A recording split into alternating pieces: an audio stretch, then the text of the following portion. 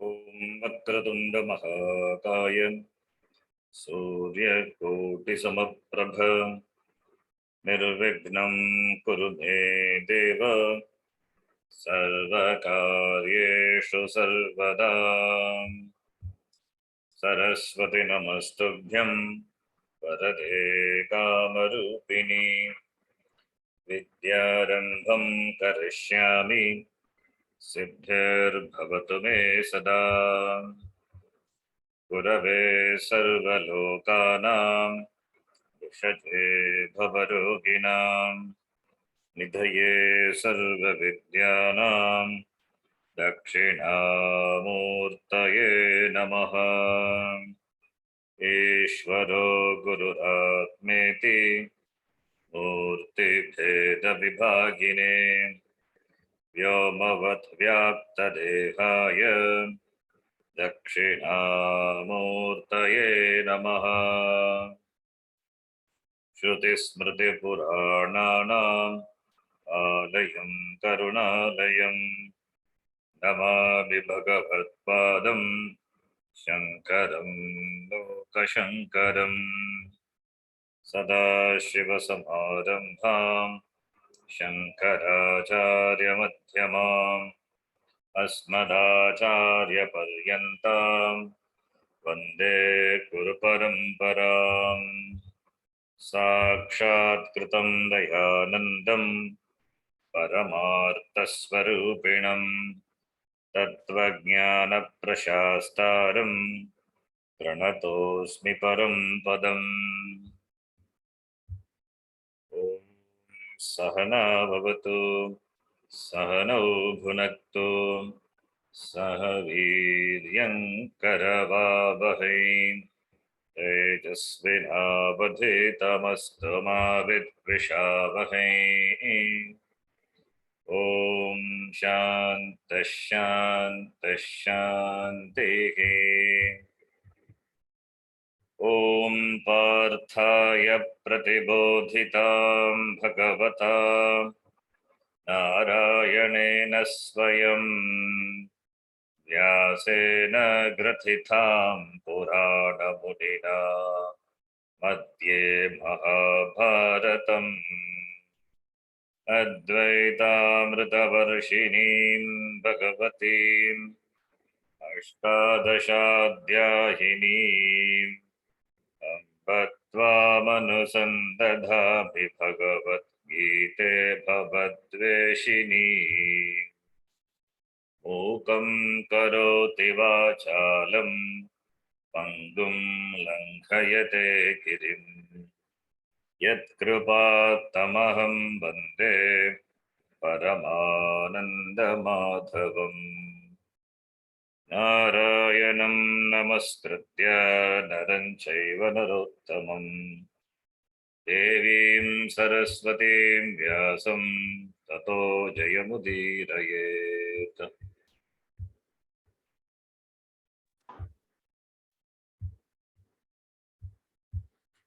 अथ चतुर्थोऽध्यायः। अथ चतुर्थोऽध्यायः। श्रीभगवानुवाच श्रीभगवानुवाच दैवमेवापरे यज्ञम् देवमेवापरे यज्ञम् योगिनः पर्युपासते योगिनः पर्युपासते ब्रह्माज्ञावपरे यज्ञम् ब्रह्माज्ञावपरे यज्ञम् यज्ञेनैवोपजुह्वति यज्ञेनैवोपजुह्वति श्रोत्रादीनीन्द्रियाण्यन्ये श्रोत्रादीनीन्द्रियाण्यन्ये संयमाग्निषु जुह्वति संयमाग्निषु जुह्वति शब्दादीन् विषयानन्ये शब्दादीन् इन्द्रियाग्निषु जुह्वति इन्द्रियाग्निषु जुह्वति सर्वाणीन्द्रियकर्माणि सर्वाण्यकर्माणि प्राणकर्माणि चापरे प्राणकर्माणि चापरे आत्मसंयमयोगाग्नौ आत्मसंयमयोगाग्नौ जुह्वति ज्ञानदीपिते जुह्वति ज्ञानदीपिते द्रव्ययज्ञास्तपोयज्ञाः द्रव्ययज्ञास्तपोयज्ञाः योगयज्ञास्तथा परे योगयज्ञास्तथा परे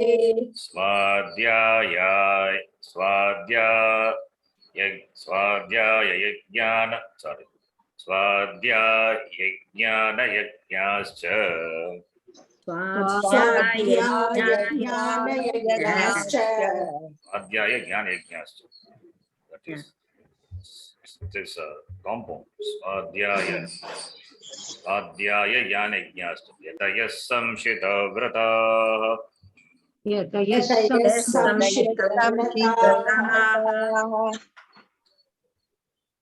because there is another word is ayajnaha. In Gita itself it is there. Swadhyaya, then what is ayajna? It is not Swadhyaya, then Jnana Yajna. Swadhyaya Yajnaha, Yajnaha referring to the people, Swadhyaya Yajnaha, then Jnana Yajnaha referring to the people who do Jnana Yajna. Yatayaha Samshita Prataha. Apane Jukhvati Pranam. अपाने जुह्वति प्राणम् प्राणे पानं तथा परे प्राणे पानं तथा परे प्राणापानगतिरुद्ध्वा प्राणापानगतिरुद्ध्वा प्राणायामपरायणाः प्राणायामपरायणाः. This is a shloka from where we have to continue. We have been seeing after the 24th shloka, important shloka, Brahmarpanam Brahma Adiki, where Sarvatra Brahma Darshanam, the vision of the Shastram being talked about, and from the following mantra, 25th mantra onwards, this Brahma Darshana Stuti and the Sadhanani, the disciplines, otherwise called Karma Yoga. And here, instead of using the word Karma Yoga, here the Upanishad uses the word Yajna. Upanishad meaning Gita. Gita Upanishad uses the word Yajna. Bhagavan Krishna uses the word Yajna. So that karma, if it is done with the attitude of Karma Yoga, then it becomes a Yajna. So different types of Yajnas that talked about. Deva Yajna, Brahma Yajna, then Dravya Yajna, Yoga Yajna, Swadhyaya Yajna, Jnana Yajna, iti Indriya Sanyama Yajna, iti many yajnas, many disciplines were talked about. The purpose of all the disciplines is ultimately to prepare the mind, or in other words, to get the sadhana chatushtaya sampatti. These are the means to gain the preparedness for Jnana Yoga. Sadhana chatushtaya sampatti siddhyartam praptyartha sadhanani etani. All these yajnas, which are the sadhana, the disciplines for gaining the sadhana chatushtaya sampatti. That shamadhi shakta sampatti, shamadama uparatiki titiksha shraddha samadhanam chitta samadhanam, and ragadvesha neutralization, nivritti. All these are meant for gaining that mind which would be conducive for listening to the Shastra. Therefore, these are the sadhanani. Sakshat sadhanani va, parampara sadhanani va. It is parampara sadhanani. not sakshat sadhana. Sakshat sadhanam jnanam eva. Shravanam eva sakshat sadhana. So all these are, that's why it's called disciplines. Disciplines for preparing oneself. Discipline for preparing oneself into, for what? Into the study of Shastra. Even many Shanti Pathas are Jnana Yogyata Siddhyartam eva. Bhadram Garne Vishnuyama Devaha. Bhadram Pashye Makshabhiryadat Yatraha. Tirairangai Stushtabhagam Sastanubihi. Yashebate Vahitan Yadayuhu. Tiraihi Angaihi. Anga should be steady, the limbs should be proper.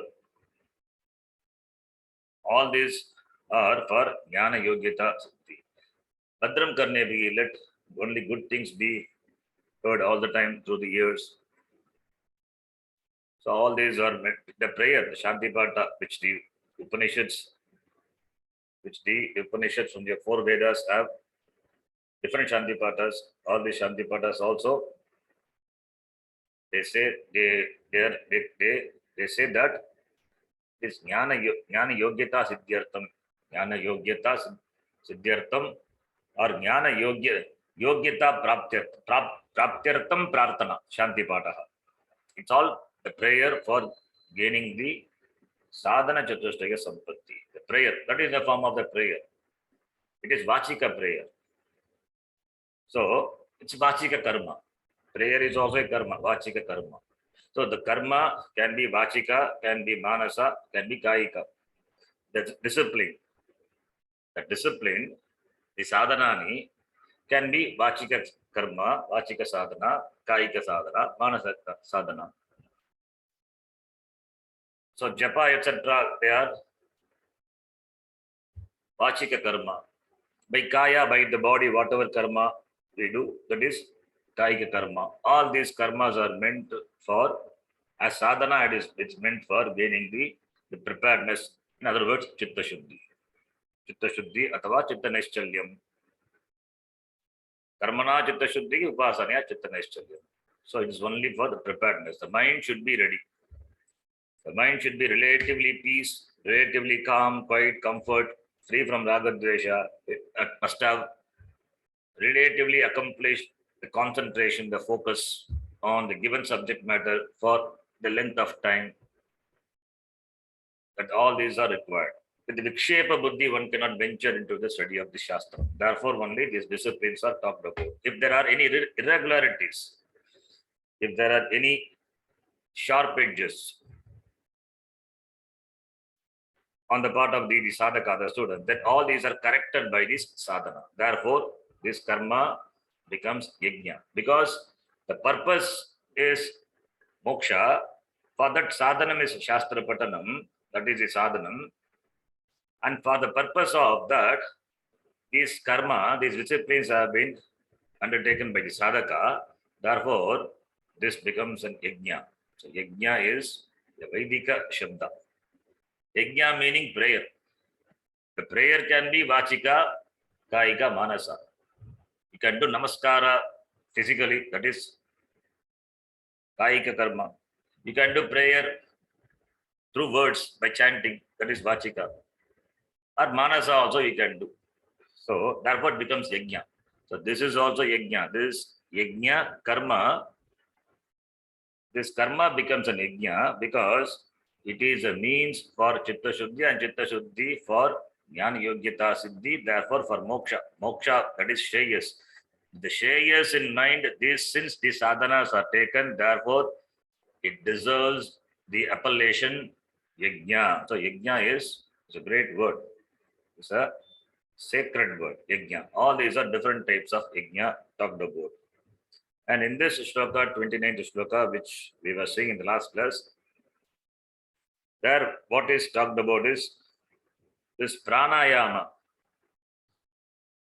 This pranayama as a discipline, it is talked about as a sadhana. Pranayama parayanaha. Pranayama parayanaha, referring to the people who are pranayama parayanas. That is, they take to the control of the prana. Prana meaning breath control, breathing, breath control. Why? Because the prana and the mind are directly connected. When the mind is disturbed, the prana is disturbed. Breathing becomes either fast, becomes disturbed, it will not be regular. Therefore, since there is a connection, there is a link between prana and the mind, controlling the prana will result in controlling the mind, managing the mind. Or in other words also, if you have control over the mind, then prana also can be controlled. But the means is only the prana. So the prana only, the mind is managed. If you want to manage the mind, you manage the prana. There are meditation like watching the prana, watching the breath. Watching the breath, your mind becomes tranquil, calm. Breath. This breathing involves 3 steps: inhalation, exhalation, and retention. That retention could be either inside the lungs or outside the lungs. Breathing, the inhaling the air, it enters the lungs. And from the lung, it is expelled out. That's called apana. Prana is prana apana. Prana is exhalation. Prana is exhalation. Inhalation is apana. Here the word also to be noted. Prana, apana, vyana, udana, samana, iti, pancha pranaha we saw before. These 5 pranas are responsible for the physiological function of the body. Prana stands for the respiratory system. We saw in the Tattva Bodha, where in Tattva Bodha. And apana stands for that which is excretory system, what is thrown out of the body. That is apana. Similarly, vyana stands for the circulatory system. Iti vyana, udana, samana. Iti all these 5 pranas which are responsible for physiological functions. We saw. But here the word prana is different. Here the word prana meaning it is exhalation. Prak gamanavan vayuhu is called pranaha. Prak gamanavan vayuhu, that which goes out. That which goes out. Prak means before. Before means in front of the person. It means that what you exhale through the nostril. That is called prana here. So in this context, we have to take prana to be exhalation. Apana is adogamanavan vayuhu. Vayu which goes adaha, which goes inside. So inhalation, apana. So prana, apana. Then prana, apana, gati, rudva. Gati is movement. Whether it is pranagati or apanagati. Rudva. Rudva is holding, preventing, obstructing the movement. That is called rudva. Having obstructed the movement of prana or apana. That is what is called kumbhaka. That is called kumbhaka. Stopping the flow either of prana or apana. Prana is exhalation. After exhaling, you stop. That is called Bhagihi Kumbhaka. Bhagish Kumbhaka. Kumbhaka, Puraka, Rechaka, Kumbha. These are the terms used by the Hatha Yogis. Puraka, Kumbhaka, Rechaka. Puraka is inhalation, Puraka. Kumbhaka is retention. Inhalation of the air, that is Puraka. Then retention of the air in the air, whether it's inside or outside, that depends. The retention, that is Kumbhaka. Rechaka is expulsion of the air, breathing out. That is called Rechaka. Now, the retention can be done either inside the lungs, that is once the lung is filled with the vayu by the air, by apana, you inhale and fill the lungs with the air. That is the inhalation is called apana. Now the lung is filled. That is kumbhaka. There at that time you can retain that for some length of time. That is apana gati. Rudva. The movement of apana is stopped. Then after that you exhale. That is called rechaka Otherwise, it's called exhalation, prana. Prana is referring to the action, exhalation, action.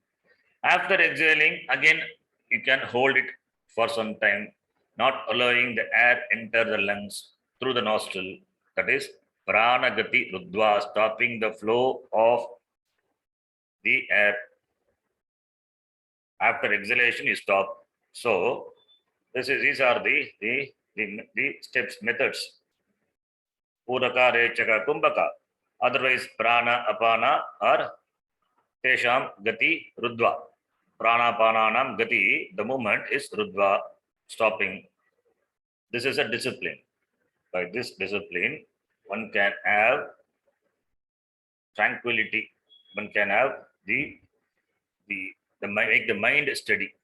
The mind is disturbed, agitated, it can be made steady by pranayama. That is why pranayama becomes an important exercise. And in Vedika, in all Vedika karma, in puja, etc., pranayama is important. No karma starts without pranayama. It's a purificatory karma, action, pranayama. You cannot perform the puja with a disturbed mind. Therefore, you do pranayama. In Gayatri Mantra, every day, in Sandhya Vandanam, it is there. In the Sandhya Vandanam, 10 times pranayama should be done. So it means 3 times Sandhya, 30 times. Yeah, person has to do 30 times Sandhya Vandanam. When he does. So every day 30 times this pranayama.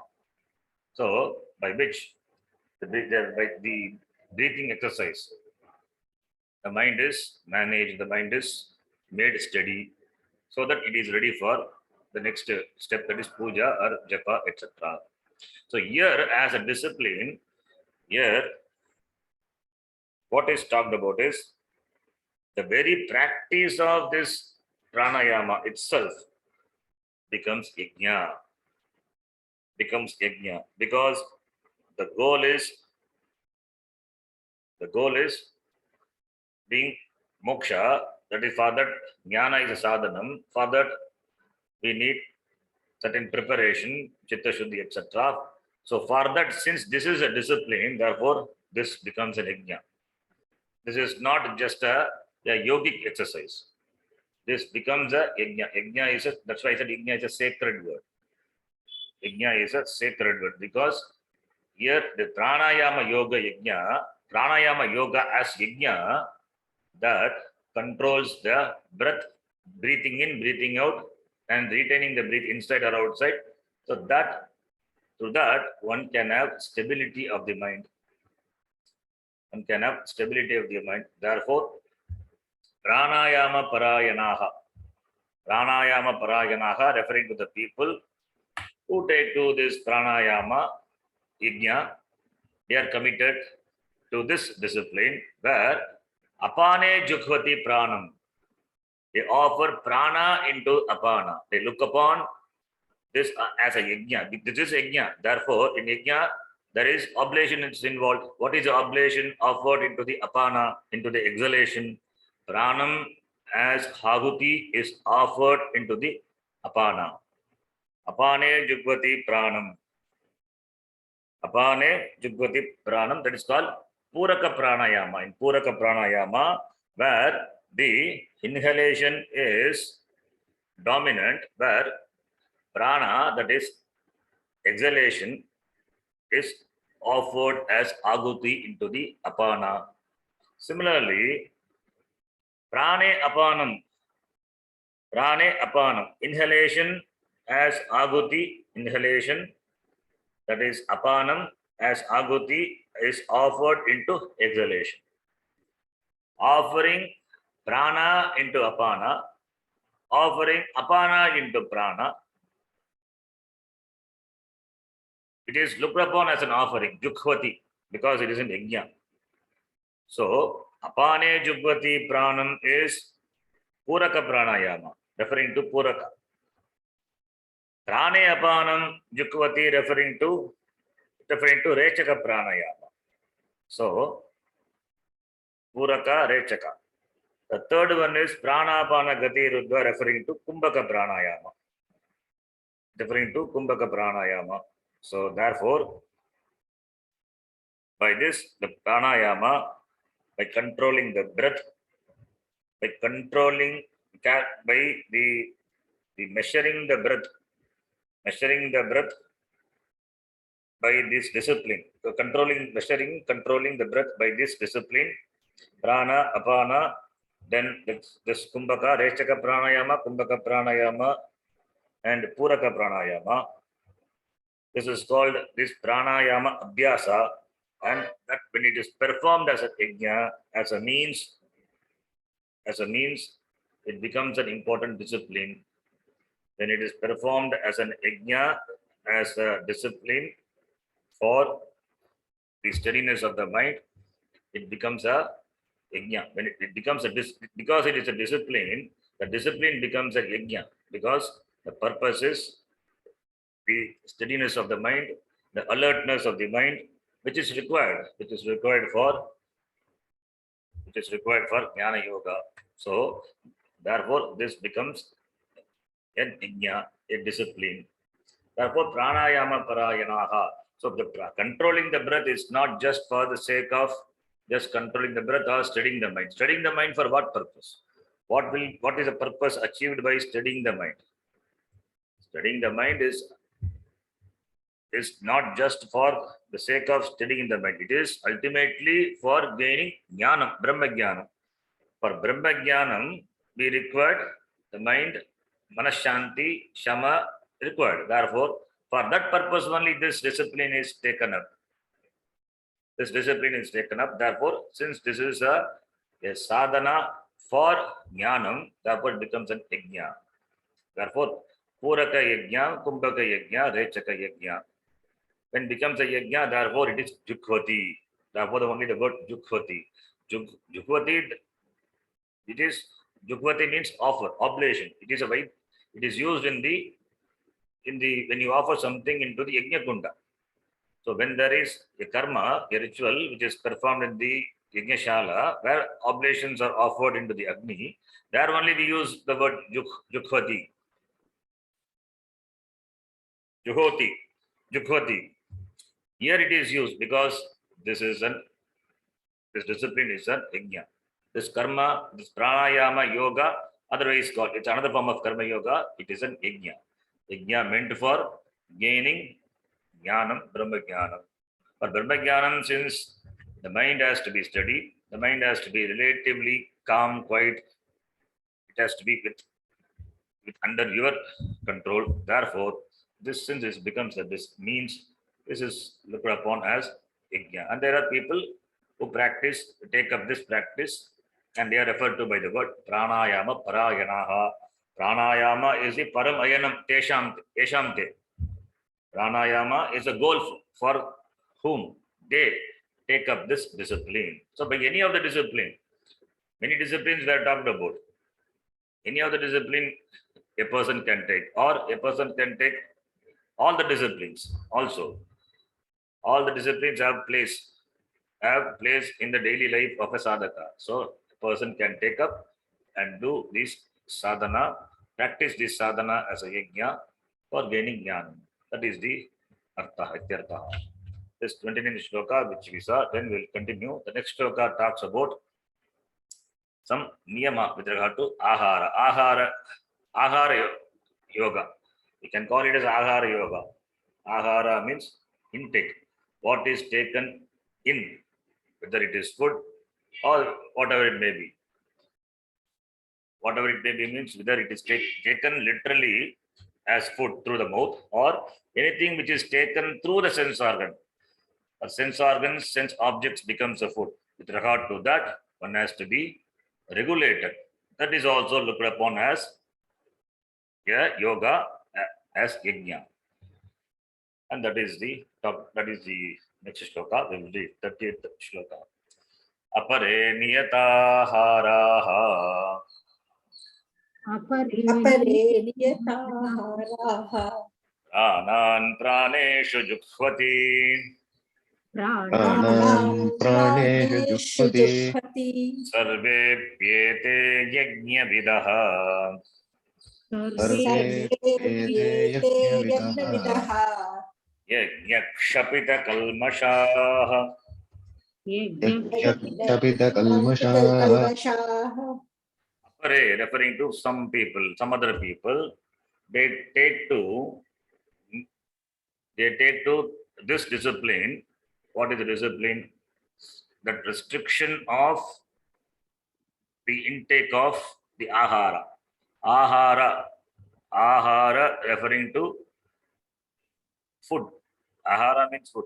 Alpahara means breakfast. Ahara, the word, it is derived from the hrudatu. Apurvaka, angupasarga purvaka hrudatoho ghai pratyaya. Ha hriyate yasmat iti aharaha. So ahara means food. Yuktahara viharasya yukta cheshtasya karmasu. In Gita itself, Bhagavan Krishna says, Yukta aharaha. With regard to ahara, one has to be yukta, one has to be regulated. So niyata aharaha, referring to the people, niyata aharaha, referring to the people who regulate their ahara, the intake. Niyata, niyamena, they regulate their intake, restrict their intake, the food. So does it mean dieting? Dieting also niyata ahara, but the purpose of dieting is not for Brahma Jnana. The purpose of maintaining diet is for just for the health sake. Health sake, either to sustain the life or by sustaining the life you want to gain something. Not sustaining the life for jnana. So therefore, diet is different. Diet can be for jnanam. That is also possible, provided the person is a sadhaka, provided the person is a mumukshu, it's a karma yogi. If the person is a karma yogi, then dieting is niyatahara. Otherwise, simply niyatahara cannot be diet, because Brahma Jnanam is a goal. Jnanam is a goal. Therefore, for the Jnanam, for the purpose of gaining the Jnanam, the discipline what is followed, the discipline being the regulation of food, that becomes a sadhana, a discipline in yajna. So, niyata aharaha, referring to the people who regulate their food. The regulation, the restriction in terms of what is to be taken, that is one type. The regulation is what is to be taken, the quality of food taken, that is one type of regulation. Another one is quantity, how much to be taken, that is second. So quality as well as quantity. Quality is in Gita itself, later is talked about ahara shuddhi, very important a niyama which has to be followed by the sadhaka, because what you intake, that determines your characteristic, that determines your qualities. As the food, so will be your blood, so will be your mind. As the food, so the blood, so the mind. So food and the mind are connected. So as the prana and the mind are connected, the prana is sustained by the food. So prana is connected, the food is connected to the prana, and prana is connected to the mind. Therefore, food indirectly, it is connected to the mind. So therefore, quality of the food is important. Quality, what I mean is, the food which are, the ahara which are prescribed by the Shastra. Kalanjam na bhakshayet, mamsam na bhakshayet. Meat should not be eaten. Shastram says should not be eaten, should be avoided, because the flesh which is obtained by killing a jiva, if that is consumed, then whatever the guna, the characteristics there in that flesh, in that jiva, that becomes yours. You accept that, therefore you become that. So, since you have choice as a human being, since you have choice over food, you can choose to be a vegetarian. Because even vegetarian foods have less dosha. Even among the vegetarian food, there are some doshas. Garlic, onion have got dosha. That is why they are avoided. They are avoided. If not able to avoid, then at some rare occasions it is consumed. If it is not able to avoid, but it is avoided by the sadhaka. Even though they come under vegetarian, but still it is avoided. Then what to talk about a non-vegetarian? So therefore, the quality and also stale food, etc., that should not be taken, because the food determines the quality of mind, what you enjoy. So ahara shuddhihi sattva shuddhihi. Ahara shuddhi is sattva shuddhihi, antakarana shuddhihi. Since antakarana shuddhi is what we are, what we want to, what we intend to have, antakarana shuddhi. Therefore, we have to observe ahara shuddhi, ahara niyama. There is a story which I heard, which my teacher told me, my Sanskrita teacher in our class. It's not an imaginary story. It's a real story. It happened during the freedom struggle time. That time it happened. A person was a freedom fighter. He was about to be hanged the next day. He was a great person. He fought valiantly for our freedom struggle. The name of the person is not known. He was about to be hanged. He was like Bhagat Singh, some great patriot. He was about to be hanged the next day. Then, before the next day, that day evening, his father came to see this person, his son. The father was very proud of his son because he fought for the country and is going to give up his life for the country. Therefore, the father was so proud. So he happily came to the prison to see his son, who was about to be hanged the next day.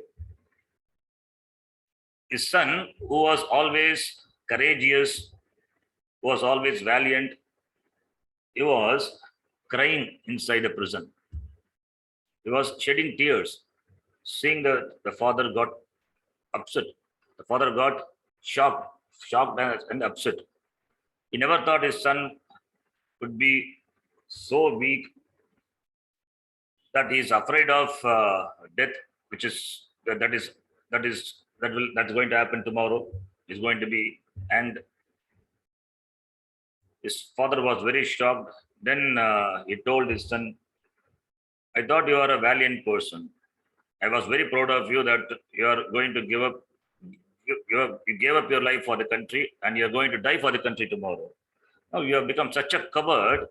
You are crying, afraid of your death." Then his son told, "No, I am not afraid of death. I am not a coward. I am not crying for that. I've been never afraid of death. I'm ready to die happily the next day. I've been fighting for the country valiantly, and till death I'm ready to fight. I'm never afraid of death." Then father asked, why did you cry? Then he told, yesterday night he had a dream. And in the dream, he caught hold of his mother's head by the hair. Caught hold of the mother's head by the hair and banged her against the wall and killed her. This was the dream. Catching hold of the mother's head by the hair, banging against the wall, blood splashing all over, he killed his own mother. This was a dream he had. The son recounted this dream to his father, then told his father, "This dream had really affected me. I could not imagine how this could come to me in my dream. This is the first time I'm getting such a dream, and that do the last second of my life." Then his father thought, He asked his father. Then the father asked his son, was there any change in your routine, daily routine? The son said, no. I've been following the same routine the day I was sent to prison. From the day onwards, the same routine being followed by me. No change in my routine.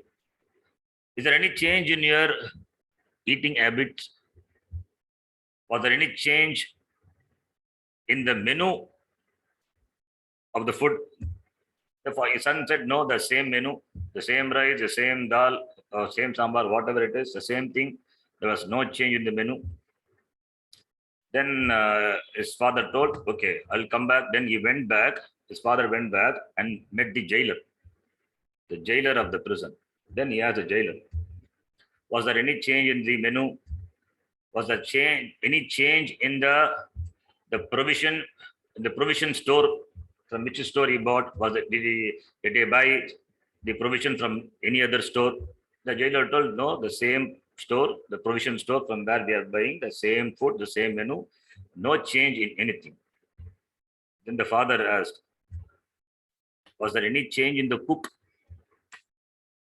Then jailer told, yes, the cook who used to cook every day, he had gone on some important work to his place. Therefore, they appointed another prisoner as a cook for that day. Then his father asked, what was his background? Why did he come to the jail? Then the jailer told, he had committed a crime. What crime? He had killed his mother. How? Holding the head of the mother by the hair and banging against the wall. He killed his mother. That was a crime he committed. That is why he's inside the jail. That is enough. So that person cooked the food and this person got the dream. So there is a clear connection. So his father then came and told his son, because you consumed the food cooked by that cook who had committed this crime, therefore the dream came to me. The dream came to that person. Because the son was so pure, the food directly affected that person. That impression got transmitted through the food to the mind of this person, the son. So you can imagine that not only the food, also the person who cooks the food, he also transfers his emotions, his intentions to the food, and that is partaken by the others. They also get a part of it. This is very clearly said in our Shastra that when the food is taken from the others, you take their punya also. That is, when food is offered as dana, the one who he takes the food, but he has to give his punya. Punya is taken by, that's why the danam, the annadanena punyam labate. The giver gets a punya. Gets a punya from where does he get the punya? He gets a punya from the receiver or from the Bhagavan. The receiver also has to share a part of the punya to the donor. So always there is a transfer is there. Therefore, in this case, the impact of the food can be very clearly seen. Very clearly, it is seen in the sun. Even though the food is, well, we said it's just a food, it is a gross. No, even though it is gross, it has a subtle impact in the dream. Dream being the subtle, the food is a gross, the gross food, it has an impact on the subtle, the mind. So that's why as the food, so the mind. The food, therefore, the food has to be a quality food.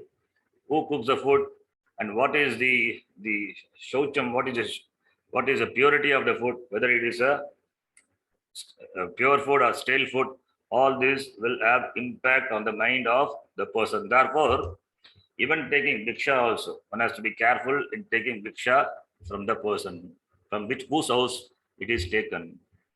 And Ramakrishna Paramahamsa used to tell, never eat in a Shraddha ceremony. One should not partake the food of the Shraddha ceremony. Why? He says, taking food in the Shraddha ceremony will reduce your devotion for the Lord. If it is the Shraddha which is performed in your house, that you can take. But Shraddha, food of somebody's, Shraddha which is performed in somebody's house, their food one should not take, one should avoid, one should not take. That is, for sadhaka should avoid, because it is not conducive for one's spiritual progress.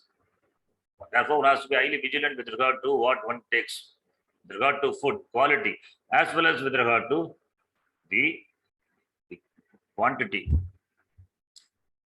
And with regard to quality, mamsam, kalanjyam, na bakshet. What to talk about eating non-vegetarian food? Puja Swamiji once told in our class, when somebody asked about the, taking non-vegetarian, he said very strongly one statement: don't make your stomach the burial ground of animals. Don't make your stomach the burial ground. Let the animals be not buried in your stomach.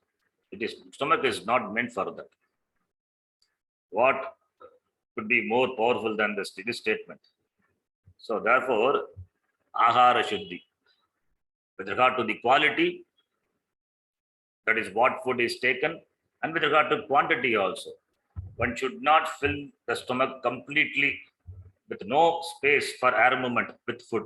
Completely with food and no space for air movement. That also is not proper. Purayet. Purayet ashanena ardham. Tritiyam udakena tu. Vayoho sancharanartam tu. Chaturam avasheshayet. A simple shloka. Purayet. Fill half of the stomach with food.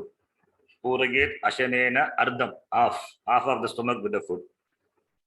And 1/3, that is 1/2 is with the food. And tritiyam, you have to divide the stomach into 4 parts. So the 4 parts, half of the stomach with the food, then 1/4 of that with water, and let the 1/4 be left vacant. Let it be filled by the air. The air circulation is required. Chaturtam avaseshayet. Let the 1/4 be left free, so that let there be air movement. Otherwise, if it is tightly packed, then it will result in indigestion, another problem. So therefore, with regard to quality and quantity also, one has to be regulated. And those who practice niyata aharaha, this is not only with regard to the food which is literally taken through the mouth. This is, the food can mean the vishaya also. Ahara can mean vishaya, sense objects. All the sense objects, shabdas, this shotra, chakshu, shotra, this nose, nasika, this tok, skin, etc. All these sense organs, indriyani, jnanendriyani, they also consume food. What food? Shabda, sparsha, rupa, rasa, gandha.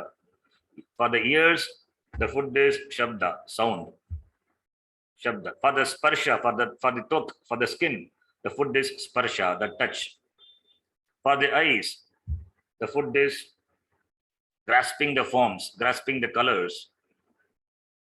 That is the food for the eyes. Then for the tongue, rasa, taste, that is the food. And for the nose, smell, fragrance or it is the stinking water, maybe the smell, which is the food for the nose. So pancha jnanendriyani, they also have food. For them, the food is sense objects. Shabda, sparsha, rupa, rasa, gandha. Therefore, with regard to that also, one has to be niyata aharaha. Since already it has been talked about before, shabdadin vishayananye indriya agnishu jugbati. Here also we can bring in that. So food means anything which is taken in, either through the mouth or through the sense organs. They are all ahara only. With regard to that, one has to be niyata, one has to be regulated. So niyata aharaha, referring to the people who are niyata, who are parimita aharaha, who regulate the intake.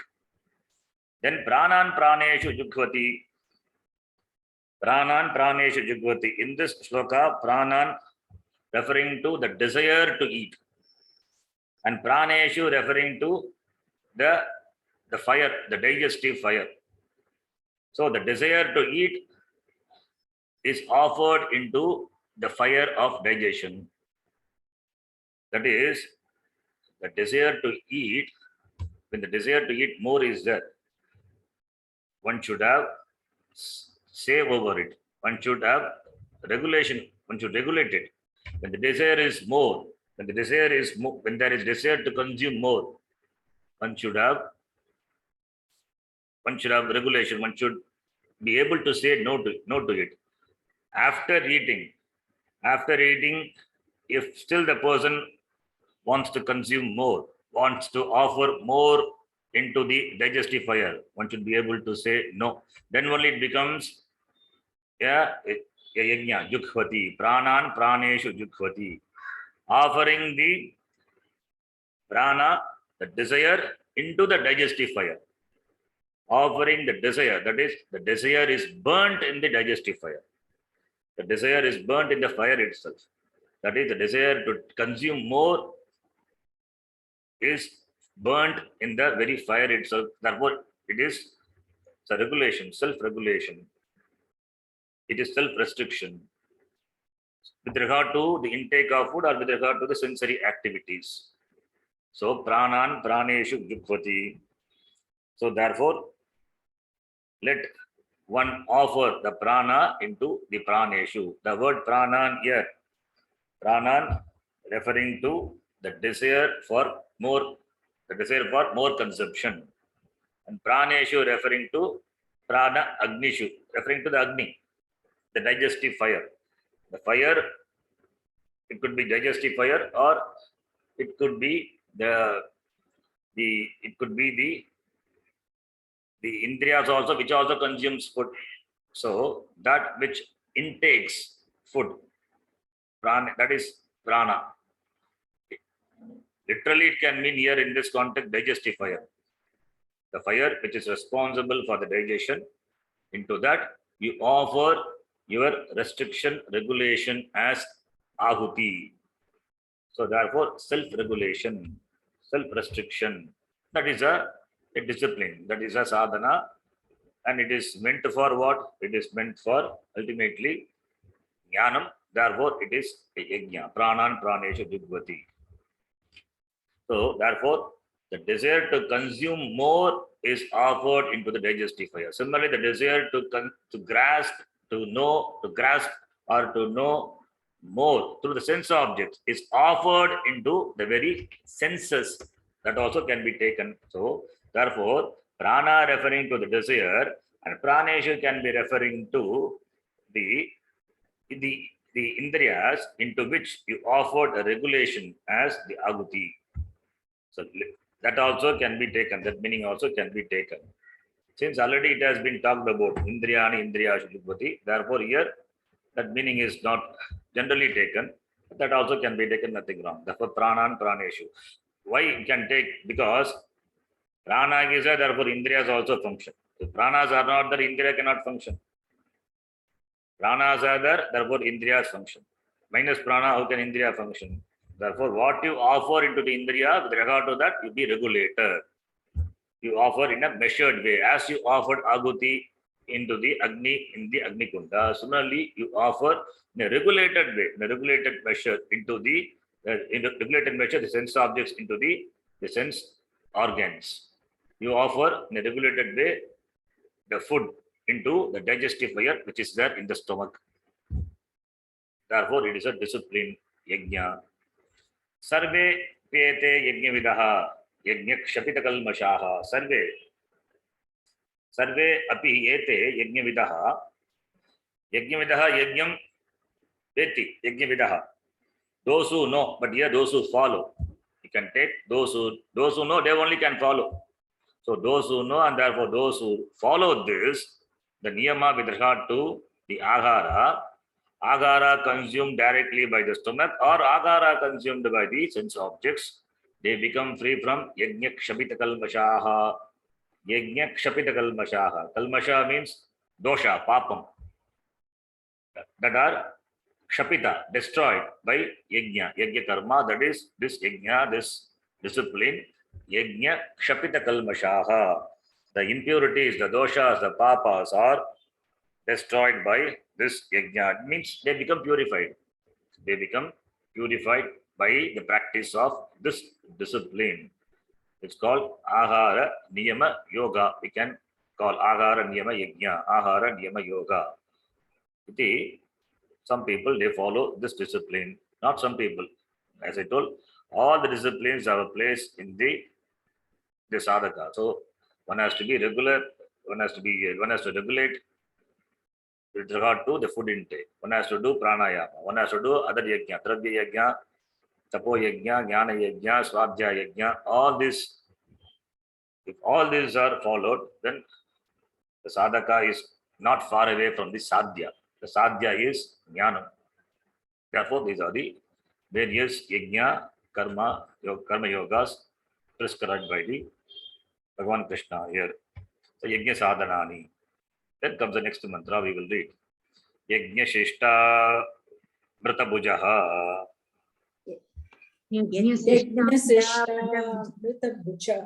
Yante brahma sanatanam.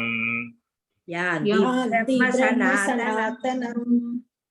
Nayam lokosya yajnasya. Nayam bostya yajnasya. Yakhuru sattama.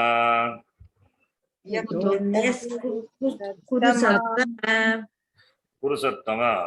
Kurunam uttama. Kurusattama. Kurusattama, here the Bhagavan Krishna addresses Arjuna. Sir, Kurusattama is a address to Arjuna. E Kurusattama, e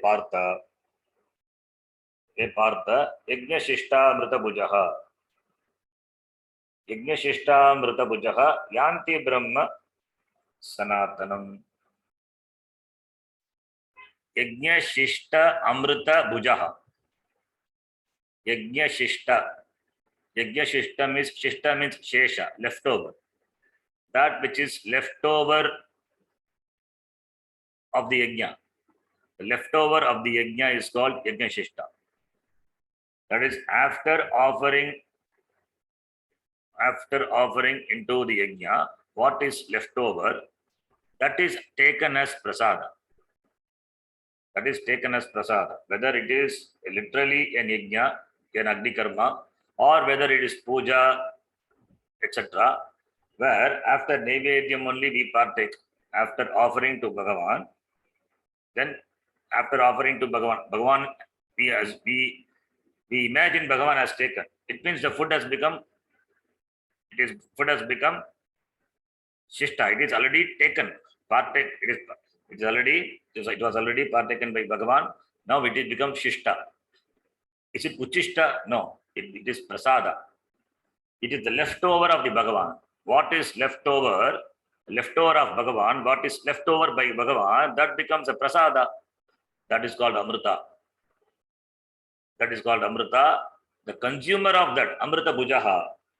Yajna shishta amrita bujaha. The consumer of the amrita is the prasada. The prasada is the leftover of the yajna. The consumer of the leftover of that, Brahma sanatanam yanti. Brahma, which is sanatanam, yanti. Brahma, which is sanatanam.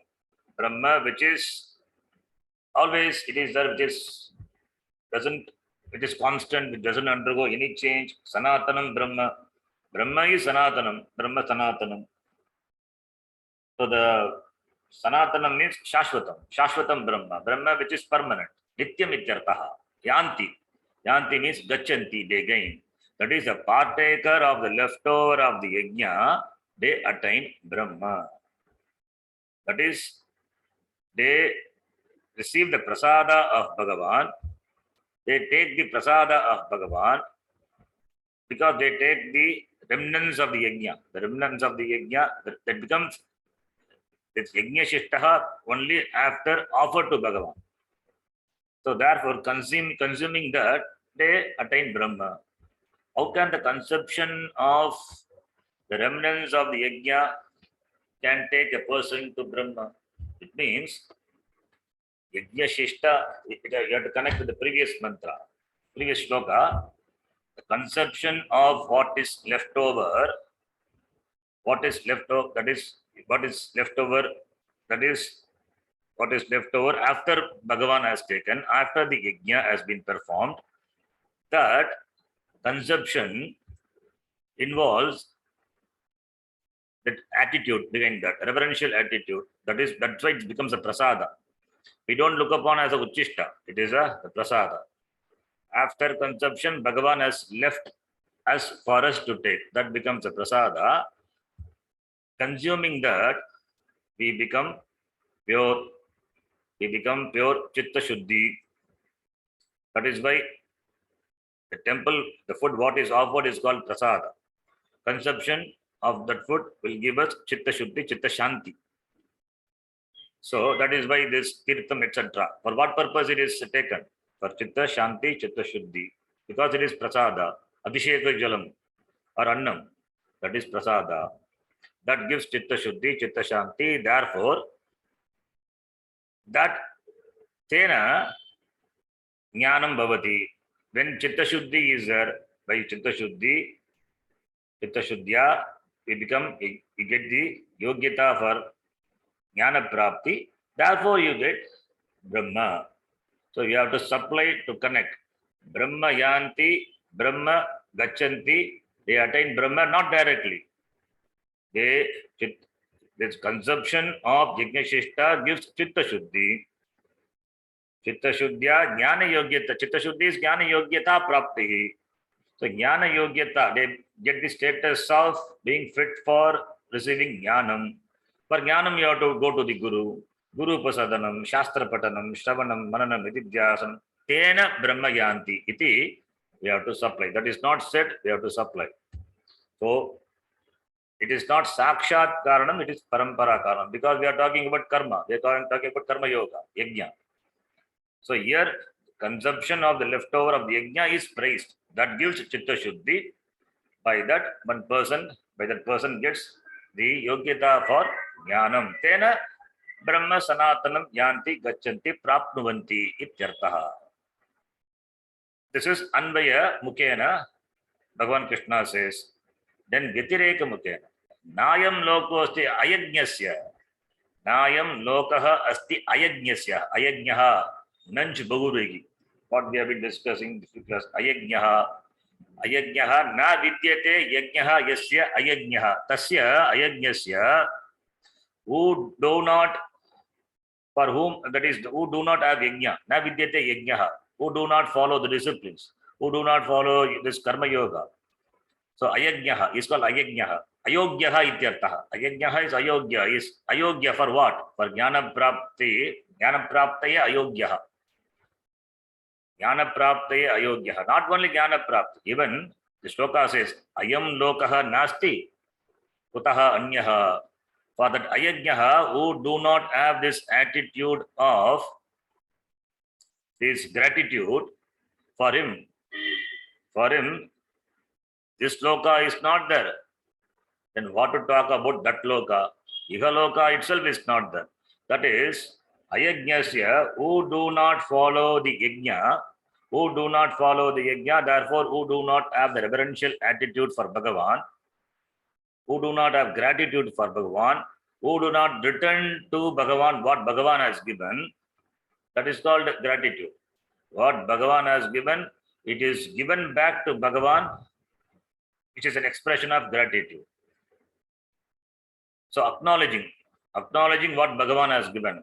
We talked about that in the previous chapter also. In the previous third chapter itself, we talked about one who doesn't acknowledge, without acknowledging, one who consumes, that person is ayajnaha, yogyaha. For that person, ayam lokaha, this lokaha nasti. Kutaha anyaha, what to talk about the anya lokaha, that is other loka, which the person may gain after death. This loka itself is not there. What to talk about that loka? It means ayajnasya, for the one who doesn't have yajna, who doesn't follow karma yoga, who doesn't acknowledge Bhagavan, who do not have gratitude for Bhagavan, he will neither prosper in this world. It means he will not enjoy dharmartha kama moksha, dharmartha kama purushartha, as well as moksha purushartha also. So therefore, he is completely lost. The very purpose of gaining the human life itself is defeated for this person. Neither he enjoys dharmartha kama, nor he will get moksha. Ayam lokaha nasti ayajnasya. Kutaha anya lokaha bhavati he kurusattama na bhavati ityartaha. The person will not have other loka, that is, whether it is Swarga loka or Brahma loka or moksha, whatever it may be. This loka itself is not there. Through this loka only you can go to other lokas, whether it is Swarga loka or Brahma loka or even moksha, only through this loka. This loka is a means. In this loka only you can do karma, therefore you can go to the other loka. So whether it is really going to other lokas or whether it is moksha, it is impossible. Why? In this loka itself, he won't be able to gain anything because he is a man of ingratitude. Ayajnasya ayam lokaha nasti kutaha anya lokaha bhavati iti aksheparte prashnaha. The question is to dismiss that moksha also is denied for the person. That is the meaning. The next sloka tells that such types of yajnas are many in the Veda. Iti Bhagavan Krishna says that we will see. 32nd shloka. We will see in the next class. Yam Brahma Varunendra Rudra Marutaha Stunvanti Divyai Stavai Vedai Sangha Padakramo Panishadai Gayanti Yam Samagaha Dhyanavastita Dadgadena Manasa Pashyanti Yam Yoginaha Yasyantam na vidusvara suraganaha devaya tasmai namaha.